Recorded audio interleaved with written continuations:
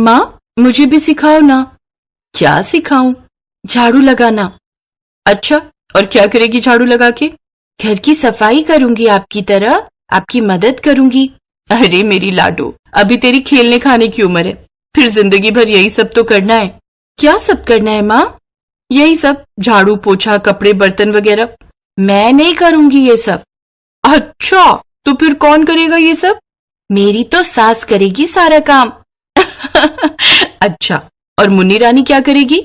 मैं तो आराम करूंगी। अच्छा, तू आराम करेगी और सास काम करेगी। अरे सास तेरी टांगे तोड़ देगी, समझी? ऐसे कैसे? मैं उल्टा तोड़ दूंगी उनकी टांगे। अरे मेरी भोली लाडो। फिर हेमा ने हंसते हुए अपनी बेटी मुन्नी को गले से लगा लिया। 7 साल की मुन्नी एक छोटे से गांव में अपने माता पिता के साथ रहती थी। मुन्नी के पिता राजाराम खेती किसानी करते थे और हेमा घर संभालती थी। मुन्नी राजाराम और हेमा की इकलौती संतान थी, इसीलिए वो थी भी लाडली। ऊपर से उसकी बातें सबको उससे प्यार करने पर मजबूर कर देती थी। फिर उसी शाम, मुन्नी, कहाँ है मेरी गुड़िया? पापा आ गए, पापा आ गए। क्या लाए मेरे लिए पापा? देखो, मैं अपनी गुड़िया के लिए गुड़िया लेकर आया हूँ। अरे वाह, पर आपको कैसे पता कि मुझे गुड़िया ही चाहिए थी? एक नंबर की नौटंकी है ये लड़की। दिन रात कहती है गुड़िया चाहिए, गुड़िया चाहिए, और जब पापा ले आए हैं तो कह रही है कि आपको कैसे पता? यही तो बचपना है हेमा, और क्या है। बस भगवान से मेरी यही प्रार्थना है कि मेरी मुन्नी हमेशा ऐसे ही खुश रहे, यहाँ भी और अपने आगे जाकर अपने ससुराल में भी। ये क्या कह रहे हो? अभी तो वो बहुत छोटी है। मैं कहीं नहीं जाऊंगी, यहीं रहूंगी आप दोनों के पास। हाँ, पर एक दिन तो जाएगी ना वो अपने ससुराल। मुन्नी की बात सुनकर हेमा और राजराम मुस्कुरा दिए। फिर कुछ दिन बाद मुन्नी जब अपनी नई गुड़िया के साथ खेल रही थी, तभी उससे गलती से गुड़िया के कपड़े फट गए। ये देखकर मुन्नी रोने लगी और फिर माँ, देखो ना मेरी गुड़िया के कपड़े फट गए। ओहो, तो इसमें रोने वाली कौन सी बात है? चल आजा, हम दोनों तेरी गुड़िया के लिए नए कपड़े बनाएंगे। क्या? गुड़िया के कपड़े हम बनाएंगे? हाँ, और क्या, इतना बड़ा काम थोड़ी ही है। रुक, मैं अभी सिलाई का सामान लेकर आती हूँ। हेमा की बात सुनकर मुन्नी बहुत खुश हुई। थोड़ी ही देर में हेमा एक डब्बा लेकर आई जिसमें सुई, धागा, कैंची और एक लाल रंग का चमकीला कपड़ा था। माँ, हम इस कपड़े से गुड़िया के कपड़े बनाएंगे? हाँ, देखना कितनी प्यारी फ्रॉक बनेगी इससे। हेमा पूरी शिद्दत के साथ गुड़िया के कपड़े बनाने लगी और फिर काफी मेहनत के बाद हेमा ने गुड़िया के लिए एक बहुत प्यारी फ्रॉक बना दी। और जैसे ही उसने गुड़िया को नई फ्रॉक पहनाई तो मुन्नी ताली बजाते हुए बोली, अरे वाह माँ, कमाल कर दिया आपने, ये तो पहले से भी सुंदर लग रही है। हाँ, तो तूने अपनी माँ को हल्के में लिया था क्या? आप मुझे भी सिखाओगी गुड़िया के कपड़े सिलना? हाँ हाँ, क्यों नहीं। पता है, मुझे ये सब तेरी नानी ने सिखाया था। वो बहुत ही अच्छे कपड़े सिलती थी। पूरे गांव के लोग अपने भगवान जी के कपड़े सिलवाने तेरी नानी के पास ही आते थे और वो बस इसी काम से खूब अच्छी कमाई कर लेती थी। हेमा को बिल्कुल अंदाजा नहीं था कि कपड़े सिलना और खासकर इस तरह के डिजाइनर कपड़े बनाना आगे जाकर मुन्नी का शौक बन जाएगा। धीरे धीरे वक्त बीता और मुन्नी का ये शौक जुनून में बदल गया। एक दिन जब अपने आंगन में बैठकर मुन्नी अपने लिए सूट सिल रही थी, तभी उसकी माँ हेमा अचानक ही छत से नीचे गिर पड़ी और उनके सिर से खून बहने लगा। मुन्नी उन्हें लेकर फौरन अस्पताल भागी और फिर, देखिए, इनके पास ज्यादा समय नहीं है। ऊंचाई से गिरने की वजह से इनके दिमाग को गहरी चोट पहुंची है।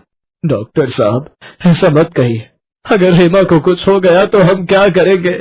मैं आपका दर्द समझ सकता हूँ, पर अब कोई कुछ नहीं कर सकता सिवाय इन्हें खुश करने के। डॉक्टर ने जवाब दे दिया था और अब मुन्नी और राजाराम के पास ज्यादा कुछ था भी नहीं, तो वो दोनों हेमा का पूरा ख्याल रखने लगे। फिर एक शाम, मुन्नी मेरी बच्ची, मेरे पास ज्यादा समय नहीं है। मेरी चाहत है कि मेरे मरने से पहले मैं तेरी शादी करा दूं, तुझे अपने घर जाते हुए देख सकूं। तुम आराम करो, सब ठीक हो जाएगा। नहीं, मेरी बात मानो, मेरी ये आखिरी इच्छा पूरी कर दो, आपको भगवान का वास्ता। ठीक है माँ, जैसी आपकी इच्छा। इस तरह हेमा की खातिर राजाराम ने जल्द ही एक भला परिवार देखकर मुन्नी की शादी करा दी। हेमा की आखिरी इच्छा पूरी हो गई और मुन्नी को विदा करने के हफ्ते भर बाद ही वो भी इस दुनिया से विदा हो गई। उधर ससुराल में मुन्नी की सास उसका दुख बांटने की कोशिश कर रही थी। चुप हो जा मुन्नी। माँ जी, अब मेरे पापा बिल्कुल अकेले हो गए। देख, एक दिन तो सबको जाना है और आए भी तो सब अकेले ही थे ना, तो जाना भी अकेले ही पड़ता है। इस मुश्किल वक्त में मुन्नी की सास सविता ने उसका बहुत साथ दिया और उसका अच्छे से ख्याल रखा। जब मुन्नी का ध्यान हेमा से हटा तब उसे महसूस हुआ कि उसे कितनी अच्छी सास मिली है। अब तो मुन्नी अपनी सास का बहुत ख्याल रखने लगी। और फिर एक दिन, अरे मुन्नी, शाम को तैयार रहना, बाजार चलेंगे। क्यों, क्या हुआ माँ जी, कोई काम है क्या? हाँ, वो कील से मेरी साड़ी फट गई है तो उसमें रफू कराना पड़ेगा। अरे माँ जी, पर रफू से तो वो बुरी दिखेगी। हाँ, पर क्या कर सकते हैं, 3-4 बार ही पहनी है मैंने वो साड़ी, अब फेंक भी तो नहीं सकते ना। नहीं नहीं, मैं कह रही थी कि आप मुझे दो अपनी साड़ी, मैं कुछ करती हूँ इसका। मुन्नी ने अपनी सास की साड़ी पर रफू किया और फिर उसके ऊपर कढ़ाई से एक बड़ा प्यारा फूल बना दिया और साड़ी का वो छेद एक सुंदर डिजाइन में बदल गया। और फिर शाम को, माँ जी, वो साड़ी पर मेरा रफू पसंद आया आपको? हाँ, अच्छा था वो। माँ जी, असल में ना मुझे डिजाइनर कपड़े बनाने का बहुत शौक है। मैं अपने गांव में भी लड़कियों के लिए सूट और ब्लाउज बनाती थी, तो मैं चाहती थी कि अगर आप कहें तो मैं एक बुटीक खोलना चाहती हूँ। ऐसा करके मैं घर के खर्च में भी कुछ मदद कर पाऊंगी। अच्छा, तो ये बात है, मैडम को अपना काम शुरू करना है, अपने पैरों पर खड़ा होना है।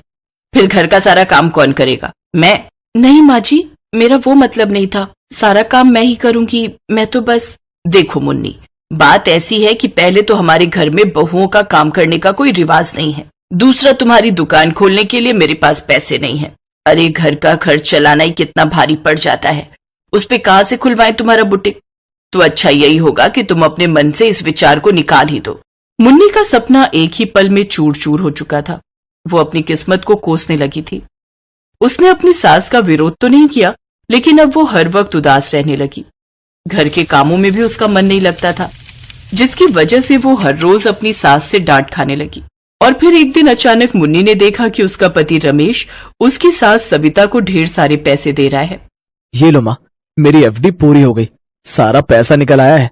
मैंने आपसे वादा किया था ना कि मैं आपको 4 धाम की तीर्थ यात्रा कराऊंगा, तो ये पैसे रखो माँ, और अब जाने की तैयारी शुरू कर दो। ये सब कुछ मुन्नी बड़े ध्यान से देख रही थी और फिर मन ही मन वो अपनी सास को कोसने लगी। देखो तो जरा, तीर्थ यात्रा के लिए पैसे हैं, लेकिन बहू अगर कुछ करना चाहे तो कंगाली छा जाती है इस घर में। हाय रे मेरी किस्मत, लगता है कि मेरा सपना कभी पूरा नहीं हो पाएगा।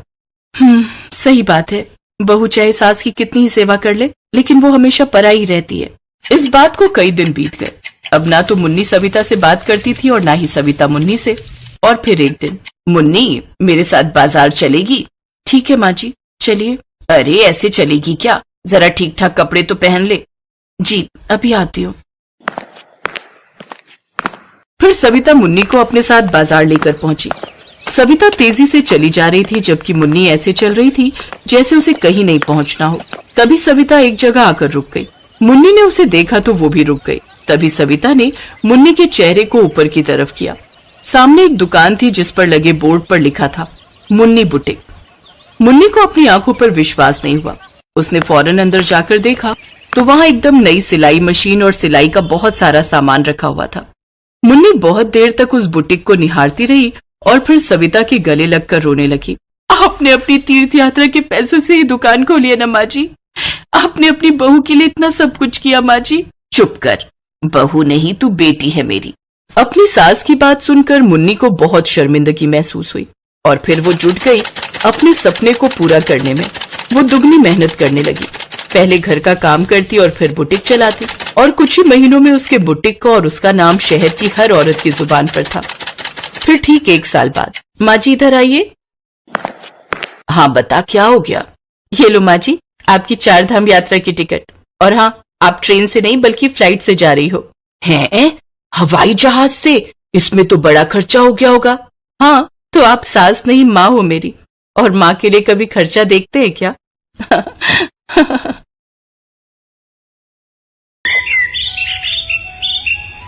माँ सुनो ना। हाँ बोल बेटा, क्या हुआ? आज ना मेरे सारे दोस्त पार्टी करने जा रहे हैं, मैं भी उनके साथ जाना चाहती हूँ, तो मुझे थोड़े पैसे दे दो ना। अच्छा रुक, अभी अब ये ले। ये क्या माँ, बस 100 रुपए, इनमें क्या होगा? माँ मैं किसी मेले में नहीं जा रही हूँ, एक बढ़िया से रेस्टोरेंट में पार्टी कर रहे हैं हम सब। इतने पैसे तो वहाँ का वेटर टिप में ले जाता है। पायल, तुझे पता है कि इन 100 रुपयों को कमाने के लिए तेरे पापा को कितनी मेहनत करनी पड़ती है। बेटा, हमें उतना ही खर्च करना चाहिए जितनी हमारी चादर हो। मुझे पता था कि तुम यही सब नाटक करोगी, पर मुझे तुम्हारा लेक्चर सुनने में कोई इंटरेस्ट नहीं है। तुम रहने दो माँ। ऐसा करो, तुम ना ये 100 रुपए भी अपने पास रखो, मुझे नहीं चाहिए। और ऐसा करती हूँ, अब से मैं कॉलेज भी पैदल ही जाया करूंगी। उससे ऑटो के 30 रुपए भी बच जाएंगे। पापा को 30 रुपए भी कमाने में मेहनत लगती होगी ना। ये क्या बात हुई पायल, ये तो सरासर बदतमीजी है। ज्योति अपनी बात पूरी कर पाती उससे पहले ही पायल पैर पटकते हुए वहां से चली गई। ये कहानी इसी लड़की पायल और उसकी माँ ज्योति की है। ज्योति के पति का नाम अजय था और उन दोनों की इकलौती बेटी थी पायल। अजय एक कार मैकेनिक था। ज्योति और अजय में अच्छी बनती थी, लेकिन इनकी बेटी पायल, उसके मिजाज जरा अलग थे। उस दिन अपनी माँ से नाराज होकर जब वो अपने कॉलेज पैदल ही जाने लगी, तभी रास्ते में उसके पास एक बड़ी सी गाड़ी आकर रुकी। ओह हाय पायल, कैसी हो? सॉरी, मैंने आपको पहचाना नहीं। अरे मैं तुम्हारा सीनियर विकास, बीएससी फाइनल ईयर। हम मिले थे ना उस दिन कॉलेज लैब में। ओह हाँ, अब याद आया। हाय, मैं अच्छी हूँ। What about you? I am too good. तुम कॉलेज ही जा रही हो ना? हाँ। आ जाओ, मैं भी कॉलेज ही जा रहा हूँ। I will drop you. It's okay, I can manage. अरे घबराओ मत, आ जाओ, मेरे साथ तुम्हें कोई खतरा नहीं है। काफी देर से धूप में पैदल चलकर थक चुकी पायल मना नहीं कर सकी और विकास के साथ उसकी कार में बैठ गई। और फिर ओह नाइस कार। थैंक्स, पिछले महीने ही ली है। वाह, इसका इंटीरियर कितना कूल है और कितने सारे फीचर्स हैं इसमें तो। म्यूजिक तो और भी औसम है, सुनना चाहोगी? हाँ, क्यों नहीं। विकास ने गाड़ी में म्यूजिक ऑन किया जिसमें पायल खो गई। वो पहली बार इतनी महंगी कार में बैठी थी। वो मन ही मन सोचने लगी कि अमीरी में कितना मजा है। साथ ही वो अपनी किस्मत को भी कोस रही थी। जब तक पायल ये बातें सोच रही थी तब तक कॉलेज आ गया।